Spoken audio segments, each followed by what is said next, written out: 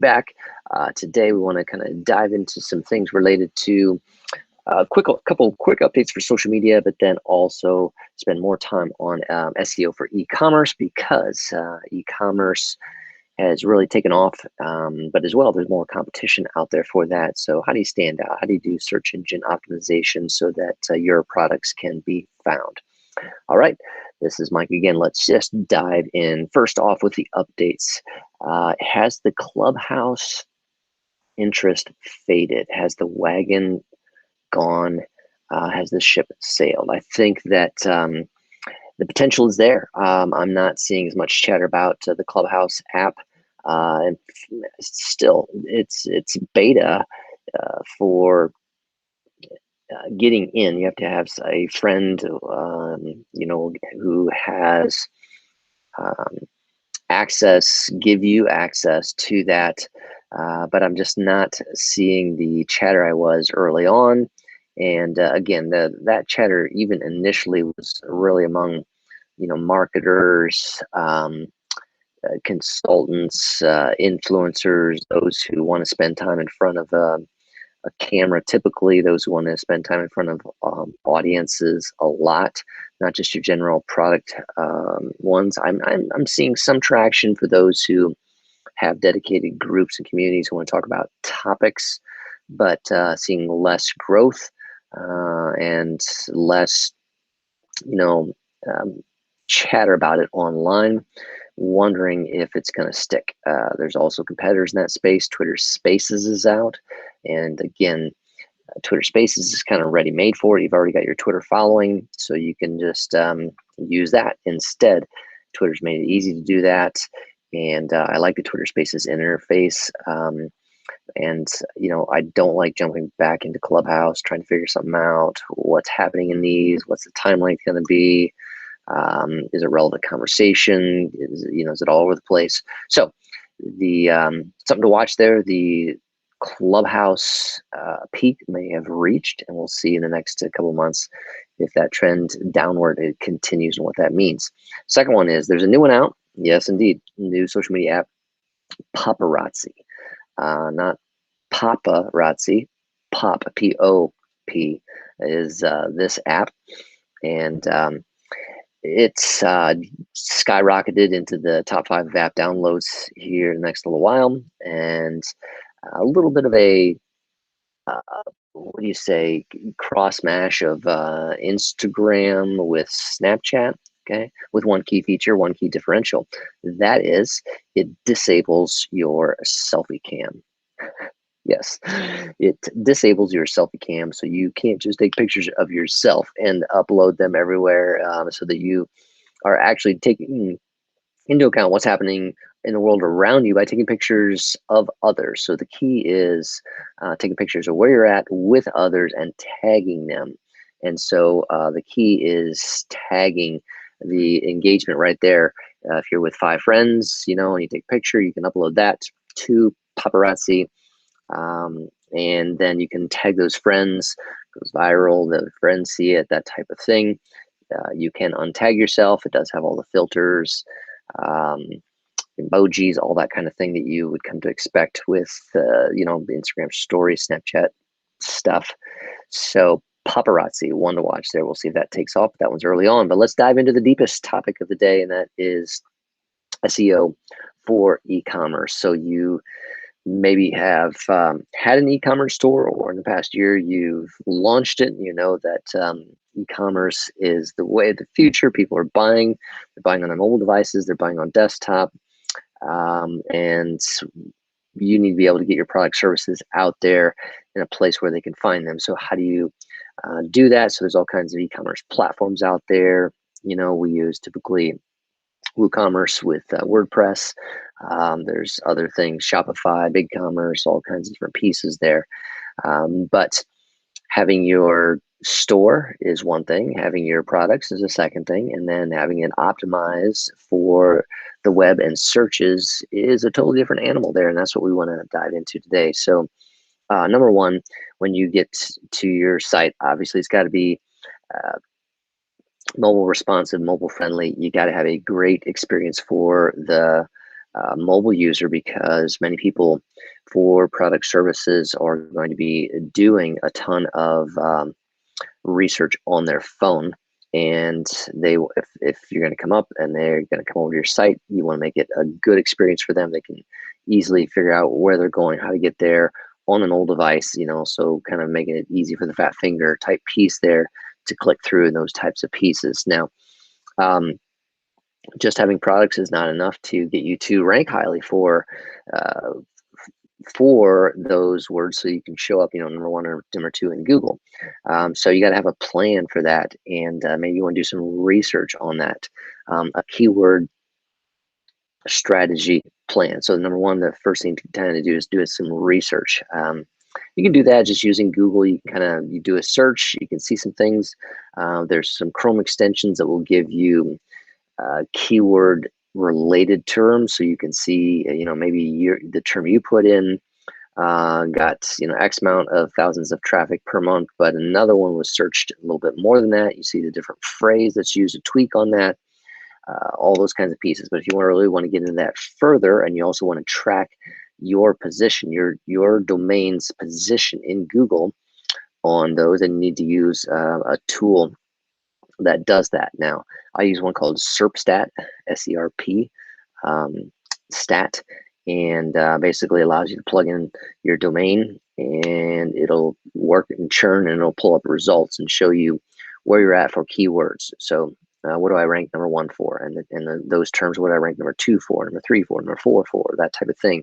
And then you can see the volume of searches for that phrase per month, and also you can see the overall traffic for that phrase per month. So there's a lot of details that you can see there, but what it comes down to is you could track over time. Hey, if I'm started out number 15 on something, and I can, over the months, I can see that shift, and now I'm number 4, number 3. Okay, what's it going to take there? I want to keep optimizing for that. So you can see, you need to do some research. Where are you at? Which ones are happening? You can search for keywords, related keywords. It gives you those kind of tools within there to find those, and who's number one, and then you can take a look at some of the things that they're doing. So I use that tool to give me a gauge on where I'm at, but also to help me do some keyword planning. Now, you need to understand that keyword planning is not just about your product name. Okay, it's about what a user is searching for. So in many cases, people search for something that's relevant for them. They might search for best XYZ. Okay, so that might be the term. Your product is XYZ, but people are searching for best XYZ. So you want to incorporate best XYZ into your description, into a blog post, into some content on your site, so that you are relevant for that term, best XYZ. And another one that is commonly searched for is how to use XYZ, or kind of related to that, the how-to realm is often put in search terms, and so that might be one that you need to rank for. So what you think you need to rank for, there may be a better variation or a more popular destination. So it's a marrying of what is your product name with what are people actually searching for, what's the search terms that they're using, begin to use that for your keyword strategy. And then you need to incorporate that, into your website, into that web page for that product, into blog posts about it, into how-tos about it, into summary of the best XYZ for those types of pieces for that product. And then you need to, then the next thing is to optimize that page. So you got the content from page optimized, you got the content, across your website optimized for that. You got other pages on your site linking into that page for that term, best XYZ. And then you want to talk about also, your meta description. It's going to be important. The images used on that page, image titles should include that keyword phrase. So it should be in the first paragraph. I typically like to have in the last paragraph. I use Yoast to make sure that Yoast SEO tool in WordPress to ensure that that term is used enough, or not too much, but in the sweet spot of the percentage of importance, but not overdone or underdone, according to Google's algorithms on that. And Yoast can do that measurement for me. And so I make sure my meta descriptions are optimized. Then you need to take a look again at optimizing or engaging content, I should say, engaging content. So that can be done, on social. Social can help drive that by, you want to use those terms maybe on social, because those are phrases that can be indexed on Twitter. People might be searching for on Twitter, hashtags that you can be searching for, but things that, ask good questions and using content, photos, videos that enhance what you're doing and add to it rather than just long blocks of text, breaking that piece up. And finally, you may need to do a link building strategy where you are trying to find other sites out on the web that you can partner with, maybe that will accept a guest post from you, where you talk about a topic that's helpful for their blog, but you're able to weave in a natural way a link to your product using the important term best XYZ as the anchor that links to your product on your website. And it's best done when those partner websites where you're getting a guest post on also have a high authority, domain authority. So you can check that out in Moz, M-O-Z, domain authority, and every site has a domain authority. So a site with a 30 domain authority is mediocre, but a site with a 45 is solid. A site with a 55 domain authority is considered strong. Those above 60 are considered very strong. And so the higher the authority sites that have links back to your website for your keyword terms, the better for your search engine optimization to help you rank better. So it's about, not that you can't be siloed and solo. You need to get out there and have others referring to you for certain things, and that takes effort, takes reaching out, talking, partnering, and all those pieces there. But those are key things to take a look at with SEO for e-commerce. So it's not just about the product. You got to have the site. You got to have the basics of the speed and efficiency. It's got to be incredibly mobile friendly.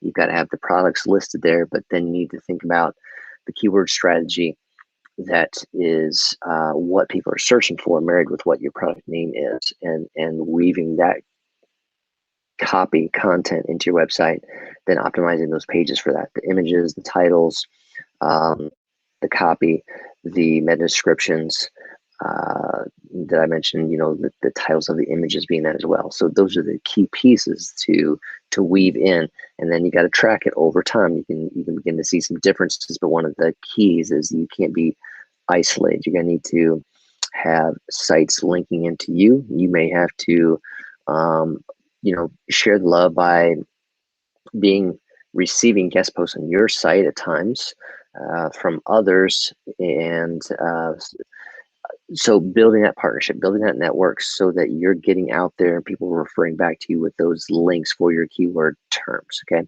And that tool, again, that I mentioned was SERPstat. I use that all the time to take a look at what kind of keywords we need to rank for. And again, some of those things that you might not expect is like how to use XYZ or best XYZ. I see how to a ton there. That's a suggestion, but with a tool like SERPstat, you can get related keywords, related questions that people are asking, and you can check the keyword difficulty, the difficulty it is to rank high for that term. Okay, that's important to know. Some are going to be harder than others. The hardest ones, maybe you don't even want to try for, but you want to try the next tier down and rank for that. So You know, instead of 10,000 visitors per month, it's got 7,000. Well, that's going to be good if you can get number one on that 7,000 faster than you ever would trying to beat your head against the wall, trying to get first on that 10,000, that specific term there. And track that over time. Take a look at the volume of searches for that, the traffic to that, and how often it comes up in search results. All of that within a tool like SERPstat. But again, incorporating into your strategy is important to help you grow business for your store in e-commerce by using SEO. Okay, that's what I wanted to cover today with all those pieces. Hopefully that's helpful for you. And you can come on over to the blog to check out more details on that. Taking a look at the title, How to Use SEO to Boost E-Commerce Business. All right, this is Mike with another show.